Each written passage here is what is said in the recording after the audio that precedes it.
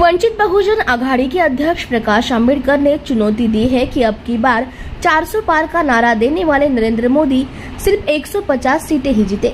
वह अकोला जिले के पारस में कुंभी समाज मेले के समापन के बाद मीडिया से बातचीत कर रहे थे। केंद्र सरकार जमीनी हकीकत से कोसों दूर है, इसलिए उन्हें दूसरी पार्टियों को बांटना पड़ रहा है। बीजेपी दूसरे दलों के नेता और विधायकों को भी पार्टी मिलेगी, लेकिन आंबेडकर ने यह सवाल भी उठाया कि वे मतदाताओं को कैसे खरीदेंगे। प्रकाश आंबेडकर ने मनोज रांगे पाटिल से जालना से चुनाव लड़ने की अपील की है। इसके बाद मनोज रांगे पाटिल ने भी कहा है कि ये प्रकाश आंबेडकर की महानता है। इस संबंध में पत्रकारों द्वारा पूछे गए एक सवाल पर उन्होंने कहा, गरीब मराठों के लिए आरक्षण का मुद्दा संसद से जुड़ा होने के कारण मनोज रांगे पाटिल ने लोकसभा लड़ने का अनुरोध किया है।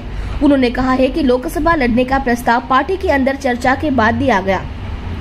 बुधवार को महाविकास आघाड़ी की बैठक हुई। इस बैठक में वंचित बहुजन आघाड़ी के प्रतिनिधि मौजूद रहे।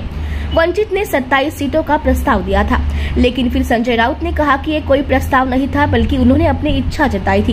इस बीच प्रकाश आंबेडकर ने कहा कि उन्हें महाविकास आघाड़ी के सीट आवंटन, उनकी सीटों के किसी प्रस्ताव के बारे में कोई जानकारी नहीं है। मोदी जी यवतमाळच्या दौऱ्यावर अब की बार 400 पार एवढंच करणार आहे की त्यांनी फक्त 150 स्कोर करून दाखवावं। त्या पिचवरती थांबता थांबता 150चा स्कोर त्यांनी करून दाखवला तर फार मोठी उपलब्धी असं मी त्या ठिकाणी मानणार आहे। 2004 मध्ये इंडिया शायनिंगचा नारा दिला होता अटल बिहारींच्या सरकारनं, तेव्हाचीच परिस्थिती आता आहे असं तुम्हाला वाटतं का? आत्ताच्या याच्यामध्ये असणारं केंद्र शासन जे आहे हे ग्राउंड रियालिटीशी कुठलाही संबंध नाही। त्यांना असणारं जे काही इंटेलिजन्स मिळते ती इंटेलिजन्स जे आहे ते चुकीचं इंटेलिजन्स मिळते आणि म्हणून पक्ष फोडून त्यांना असं वाटतं की आपलं 400 पास करू। तुम्ही पक्ष फोडाल, नेते विकत घ्याल, पण मतदार तर तुम्ही विकत घेऊ शकणार नाही। मतदार यांना धडा शिकवल्याशिवाय राहणार नाही अशी परिस्थिती आहे। सर, महाविकास आघाडीचा जागा वाटपाचा भुंगा ठरला, त्यात फक्त वंचितला 2 जागा दिल्या। मला माहित नाही, अजून माझ्यापर्यंत तो फॉर्म्युला आला नाही। आमच्या सारे दैजवान फुंकर जे आहेत ते अधिकृतरित्या याच्यावरती बोलतील। फक्त थँक्यू।